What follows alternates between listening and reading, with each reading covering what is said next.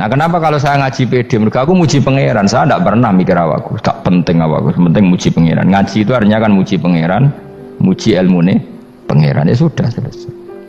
Itu anakku itu dongo itu mikir awakmu dewe. Mulane dongo mbek ngaji ku derajate dhuwur ngaji, mergo ngaji muji pangeran, nak dongo mikir awake dewe. Makanya masyhur itu ada dua kelompok di masjid, yang satu diskusi halal haram, yang satu berdoa. Nah, terus Nabi keluar dari rumah berdiri, sempat ragu, saya kemana? Terus, akhirnya Nabi ngendikan mereka itu berdoa, kalau Allah mengabulkan ya disembadani. Tapi mereka belajar halal haram. Itu perintahnya Allah, saya sebagai Nabi. Terus akhirnya Nabi gabung kelompok yang belajar halal haram. Karena belajar halal haram artinya ingin menghidupkan hukumnya Allah Ta'ala. Tapi nak wong dongo kepingine iku kabul kajate. Intine mikir awake dewi. Makanya saya termasuk ulama yang jarang berdoa. Tapi ya berdoa tapi kadang-kadang. Nah kowe kan gak kontribusi ning agama rapati ya ndonga. Oh dasar murahan. Ya tapi piye mulang ya ora payu. Jadi kadang-kadang kula dibantah. Lah jenengan mulangi payu Gus. Lah kula ora payu, ndonga-ndonga ngono. Ya tapi aku ngerti pangeran ra bakal nyembadani barno ra wis. Pangeran ya paling sedikit sidik ngono cukup. Kula termasuk orang yang enggak setuju ya kalau orang sholawatan terus berlebihan tapi khidmah ini Nabi kurang. Maksudnya gini loh, sholawatan berlebihan ya. Redaksi sholawat tentang Nabi itu kecil. Bukan sholawat jumlahnya enggak, redaksi tentang Nabi itu kecil, sementara tentang keinginannya itu saya tidak suka. Saya suka sholawatan itu ya yang nyifati Nabi banyak, kemudian keinginannya kecil, itu bagus. Kayak Ihya itu, kayak Ihya Abdul Hasan Asadili itu, kalau dongo itu jaluknya mau swidik, paling baris paling terakhir. Misalnya gini, Nahmaduka ya man huwa la ilaha illa anta ar-rahmanur rahim, itu langsung in sampai nyifati Allah itu 99. Buar ngono nganti berkuras-kuras. Lagi terakhir mau njaluk donga sithik. Nah kowe kan enggak muni muji Allah mau basa-basi tok. Alhamdulillah rabbil alamin wassalatu wassalamu ala Muhammadin. Mau nggo syarat tok. Baru ke Allahumma inna nas'aluka nganti telung lari. Telung halaman. Tapi pas muji pangeran alhamdulillah rabbil alamin wassalatu wassalamu ala Muhammadin. Bariku terus donga njaluk mapan tolak buala. Yo oh aja. Mana jare pangeran muji kekasihku suwidik dongane kecangkeman. Lah saya tuh gak suka jenis itu. Harusnya sholawatnya itu yang panjang. Maksudnya nyifati Nabi yang panjang. Baru mintanya sedikit. Itu bagus itu. Di akhlak. Makanya saya diantara sholawat yang senang tuh sholawatnya Habib Ali Al-Habsyi yang arang Simtudur. Kalau beliau baca sholawat itu sholatan yattasilu biha ruhul musolli alaihi bi. Fayam basitu fi qalbi sirru nuri ta'alluqi bi wa hubbi wa yuktabu biha bi inayatillahi ta'ala fi hisbi. Jadi dia baca sholawat itu, ya Allah berikan sholawat kepada kekasihmu Muhammad. Dengan sholawat ini rohnya saya, musolli itu rohnya saya yang membaca sholawat, bisa sambung dengan rohnya Rasulullah. Dan setelah sambung saya terhitung sebagai orang yang mencintai Rasulullah. Dan saya berharap dari cinta itu saya tertulis sebagai umatnya. Nah, aku kan enggak mau sholawat itu mau mah. Saya termasuk orang yang enggak saya loh ya.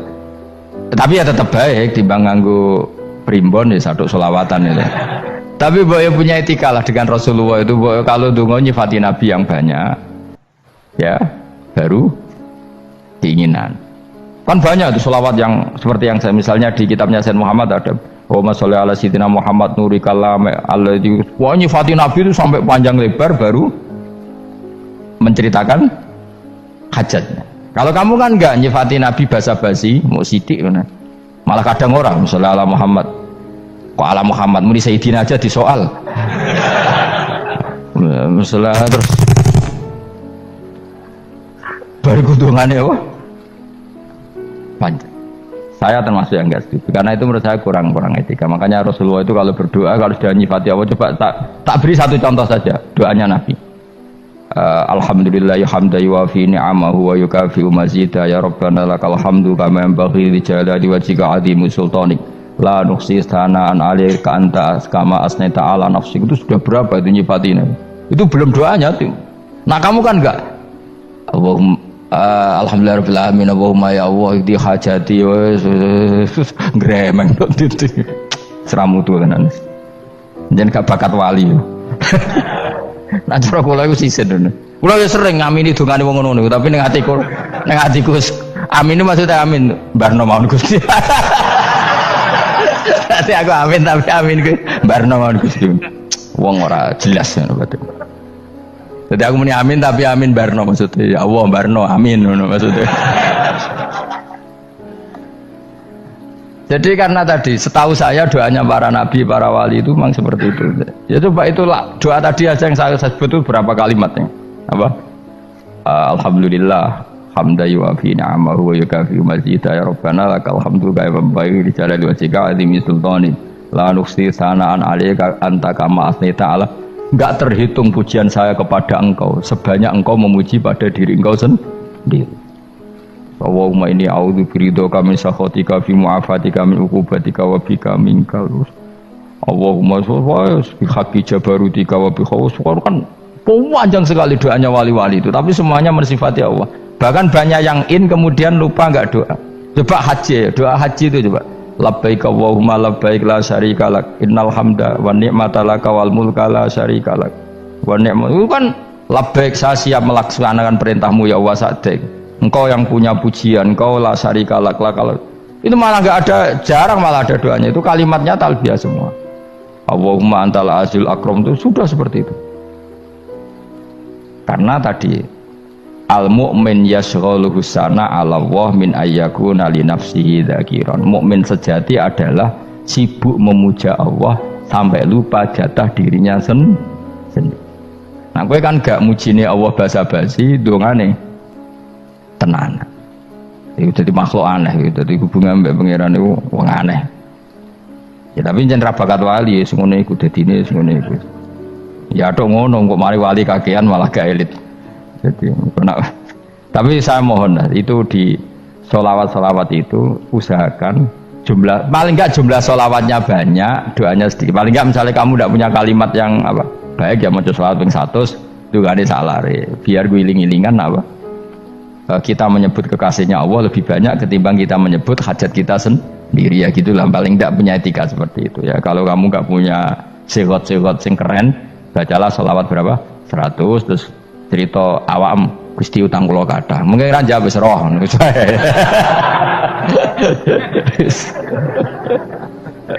Tapi kan kita menyebut kekasihnya sampai 100, nyebut utang bisa. No cowok nyebut kekasih bisa, nyebut utangnya 100. Berarti yang nak ditakoki pangeran, kowe nyebut kekasih wong pira pisan, nyebut utang 100, dasar rayu utang nomor-nomor. Ya ada, saya termasuk orang yang nggak setuju tadi. Jadi kalau apa redaksi sholawat cari yang mujinya Nabi lebih apa? Lebih banyak. Karena itu nanti lebih diridhoi Allah Taala. Coba Allah sendiri kalau nyebut nabinya itu hitung saja. Laqad ja'akum rasulun min anfusikum. Jadi rasulun min anfusikum, seorang rasul yang sejenis dengan kamu.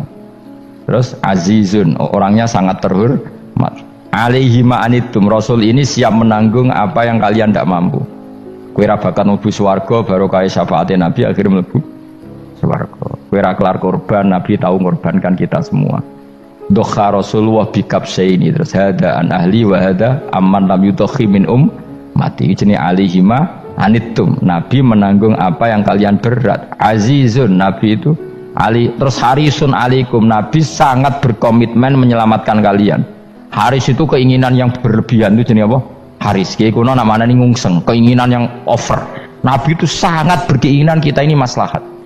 Terus bil mu'minina raufur, Allah yang super saja kalau nyebut nabinya nyifati sebanyak itu. Ada ayat lagi misalnya, Rabbana wab'ats fihim rasulam minhum yatlu alaihim ayatika. Muhammad itu siapa? Seorang rasul yang membacakan ayat-ayat Allah. Wa yu'allimuhum, seorang rasul yang mengajari mereka alkitab wal hikmah. Wa yuzakkihim, seorang rasul yang membersihkan akhlak-akhlak kita. Jadi artinya Allah punya tradisi kalau nyifati rasul itu banyak. Juga nyifati orang-orang sekeliling rasul. Makanya menurut saya madhab Syiah itu enggak pas. Karena Allah kalau nyifati Rasulullah itu jika nyifati orang-orang di sekeliling Rasulullah, dan itu dengan pujian, yaitu Muhammadur Rasulullah walladzina ma'ahu asyidda walal kufar ruhama'u bainahum tarahum ruk'an sujada yabtawuna fadlan minallahi warid wa nasimahum fi wujuhim min atharis sujud. Itu kan panjang sekali, dan orang-orang sekeliling Muhammad adalah begini. Kayak apa Allah muji para ashabu Rasulillah? Masa kita ikut kelompok yang menghina ashabnya apa? Rasulillah. Makanya kita tetap madzhab ahli sunnah apa? Wal jamaah, yaitu mencintai semua sahabat, karena Allah saja yang Tuhan mensifatinya dengan sehormat itu, mensifati apa? Ashabu Rasulillah, disifati orang-orang yang saling kasih sayang sama orang mukmin. Tarahum ruk'an, sujud dan komitmen hidupnya untuk rukuk dan sujud. Simahum fi wujuhim min asari sujud. Sudah asari sujud harus diterjemah, nanti sensitif. Cuma setahu saya asar sujud itu nanti setelah di akhirat orang sering sujud itu jabahnya itu ada nurnya. Tapi kalau ada yang nafsirkan asari sujud itu warna tertentu ya semboy, itu sensitif. Yang jelas asari sujud itu ya sudah seperti itu. Seneng kamu kok hasut. Kowe nyen provokator, nak ono apa ya? Ada hal yang begitu terus mau berlebihan. Uteke ya khisimun. Nah, kula ora ada kepentingan pokoknya ayat si mahum fi wujuhim min athari sujud, bahwa dalam jabahnya itu ada asaris sujud. Itu masyhur kan, saya terangkan ya, tapi gue jauh sensitif loh, biasa wae. Suatu saat Rasulullah itu ngendikan begini, nanti saya kata Nabi akan nyafaati kalian semua. Sahabat-sahabat tanya, ya Rasulullah dengan sekian miliar orang bagaimana kamu mengenali kita? Saya ulang lagi, suatu saat saya nanti akan nyafaati kalian karena saya kenal kalian. Maksudnya di akhirat. Ya Allah, di akhirat. Terus sahabat tanya, ya Rasulullah bagaimana engkau mengenali kita sementara nanti di akhirat bermiliar-miliar orang gitu. Terus Nabi ngendikan gini, jika kamu punya unta dengan tanda tertentu, saya ulang lagi, jika kamu punya unta punya tanda tertentu, dalam jidatnya ada begini, dalam tangannya ada gini, dalam kakinya ada gini, maka apa kamu bisa membedakan untamu dengan unta orang lain? Ya bisa ya Rasulullah, karena unta kita khas. Misalnya kaki depannya ada putihnya, kaki belakangnya ada putihnya, dalam baduknya ada putihnya. Kata Nabi, inna ummati yut'auna yaumal qiyamati hurran muhajjalin min asaril wudu. Nanti umatku nanti wajahnya juga bersinar, tangan kakinya juga bersinar. Jadi asar itu saya pastikan secara riwayat itu akhirat, maksudnya tentang akhirat. Tapi bahwa yang di dunia ada yang memulai asar itu gak monggo mawon. Loh itu bagus kan, artinya ekspresi percepatan. Tidak apa-apa loh, daripada kok kira jelas ini gitu. Maksudnya ya orang ngetok ya panjang jarang sujud tenan. Wes ora usah sensitif, tapi yang jelas ya nanti. Ya sampean kiamat ruang samu. Nanti hisab itu nanti kalau hitung hanya sekitar 3 jam.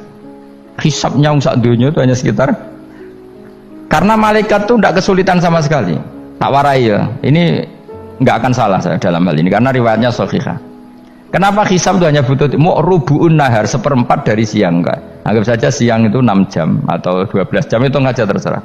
Kalau 12 separuhnya kan 6 ya. Seperti 1/4-nya berarti 3. Itu gini. Jadi nanti di mahsyar itu kan yauma tabyaddu wujuh wa taswaddu wujuh. Yaudah yang kafir itu gelap, hilang. Wajahnya, tubuhnya semuanya gelap.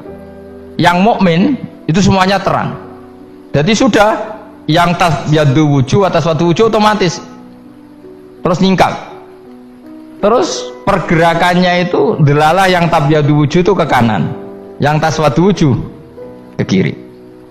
Maka kamu jangan punya sinar yang kelap-kelip, nanti kena bego yang karena gak jelas tadi. Maka kamu harus sinarnya yang sejelas-jelasnya, ghurran muhajjalin min asaril. Bila perlu nur kamu sampai menembus langit saat itu. Makanya ketika orang mukmin sudah nurnya ada di muka, ada di tangan, masih ngendikan Rabbana atmim lana nurona, karena takut masih kena bego tadi. Karena kalau hanya wudhu tok, sikil tok kan, bayangkan di miliaran orang kan bisa agak kelihatan. Tapi kalau nurnya sampai nembus langit kan, itu siapa kok nurnya sampai, kan malaikat langsung tahu. Makanya hafal Quran, alim kan insya Allah nurnya itu. Sama zaman itu masih berdoa, Rabbana atmim lana, sempurnakan nur kami. Karena nanti identifikasi malaikat berdasar tadi, kalau ada nur berarti diletakkan ashabal yamin, kalau nggak ada nur ashabas shimal. Nah malaikat yang dibawa bigo itu kira-kira detail gak? Dugaan saya kalau kelap-kelip pasti kena simal. Wah ini partai kiri mesti kan. Pemenang yang wudhunya mau dulet sirah tok sidik. Karena anak mazhab Syafi'i. Sebetulnya meskipun itu sebaiknya kalau basuh sirah itu kabeh ben ora kelip mana aneh pepes terus dulat-dulit tok. Itu sebenarnya ya kelap-kelip. Ya sudah ya. Setelah itu kata ngendikane pangeran yu'raful mujrimuna bisimahum fayukhadu bin nawasi wal aqdam. Orang-orang pendosa kelihatan maka diletakkan di kiri. Nah sama yang orang-orang baik simahum fi wujuhim min asari. Jadi ayat itu jelas tentang akhirat. Tapi kira usah terus provokasi. Seneng kamu kok ya khisimun maksudnya provokator gitu. Jadi nanti yang mukmin jelas nurnya. Lah nur ini nanti dengan kadar iman kamu, perilaku kamu. Ada yang kelap-kelip, ada yang. Nah, yang kelap-kelip ini orang kena bigo itu tadi. Nanti setelah kena bigo ikut ashabi simal, yang kelap-kelip disortir lagi malaikat yang bagian detail kan ada nanti. Lah ini terus ditubir neraka. Yang kafir bener-bener neraka, yang ini ditubir neraka. Nah, itu nanti ini yang ngel-ngelo Kanjeng Nabi digoleki ya ini itu. Mana sakit Kanjeng Nabi, mana ono kiai soleh darani nek iso soleh dhewe sakit Nabi mergo terus goleki endi umatku sing kelep-kelip terus dicari disyafaati. Ya imma langsung dituruti Allah wa imma diumbasine neraka. Ya terserah rencanamu piye kon aku kowe. Tapi yang jelas apa? Kiamat itu cepat sekali karena tadi ada identifikasi tadi. Makanya hanya cukup 3 jam karena tadi yang jelek kelihatan jelek, yang baik kelihatan baik. Makanya cepat. Ya araful mujrimuna bisimahum, orang pendosa dikenali lewat alamatnya yaitu taswaddu apa? Wujuh. Kalau orang baik dikenali lewat tabyadu wujuh. Nah terus setelah nyingkir, ini ngono tak warai kiamat. Setelah nyingkir itu faduri babenahum bisuril lahu bab. Setelah tersingkir tadi terus lalu ada pintu penghalang, pintu pemisah. Nah pintu pemisah tadi yang sisi kanan langsung jadi surga, yang sisi kiri jadi neraka. Itu disebut faduri babenahum bisuril lahu bab batinu fi rahmatu wa dhahiruhu min qibalihil adzab. Yang pintu arah kanan otomatis wilayah surga, yang pintu kiri otomatis wilayah neraka. Nah problemnya ketika penutupan pintu itu dah yang kelap-kelip itu katut kemana ini yang makanya kamu jangan malok partai yang apa kelap-kelip yang nggak jelas itu koalisi kemana ya. Kalau partai besar kan iso nyalon presiden, partai kecil ini kan ikut mana ini kan sing sak ngisore 1%, 2% ini kan repot. Loh coba misalnya nur kamu 2%, berarti gelap kamu kan 98%. Kira-kira malaikat mengkategorikan kemana coba? Ayo jawab. Gelap. Loh kode semangat Pak. Padahal itu bagian dari kamu. Kalau satu tubuh itu sinarnya hanya 2%, kira-kira kategorinya itu partai gelap, partai terang. Kode semangat kok ya itu. Berarti kegaruk kemana? Kiri. Tapi bisa saja malaikat cara berpikir gini. Tapi kok ada cahayanya ya? Padahal kata Allah yang bercahaya ashabul yamin. Kan nggak ada bilang cahaya terang. Bisa saja malaikat alhamdulillah berpikir begitu.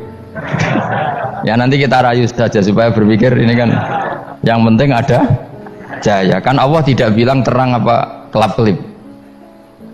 Ya mungkin saja asal ada cahaya dikategorikan lahu nur, punya apa? Nur. Tapi yang jelas saat itu pun yang sudah punya cahaya masih berdoa Rabbana atsmim lana nurona, ya Allah saya mohon sekali nur-nur kami sempurna.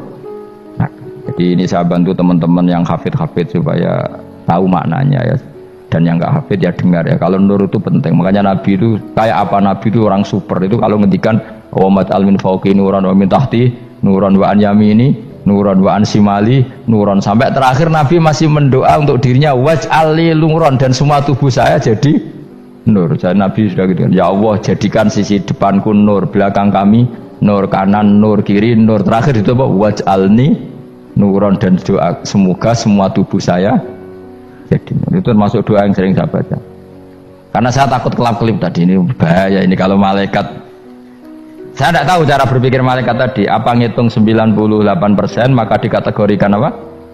Gelap. Apa dihitung nurnya saja? Wong instruksinya Allah kan yang ada nur ashabul yamin. Meskipun kelap-kelip kan punya nur. Saya tidak tahu nanti ikut 2% ikut mana kalau di partai koalisi itu? Ya, ikut yang menang biasanya, ikut yang apa? Ya paham ya, makanya saya mohon kalau wudhu itu usahakan sempurna, terutama wudhu sholat. Kalau nggak wudhu sholat itu sebaiknya nggak sempurna, supaya ada bedanya wudhu sholat sama wudhu tidak sholat. Rasulullah itu masyhur gitu ya, Rasulullah itu kadang tawaddu'a wudhu'an khafifan, wudhu yang sederhana, yaitu hanya sekali-sekali dan tidak sempurna. Ketika ditanya as-sholat ya Rasulullah, tidak.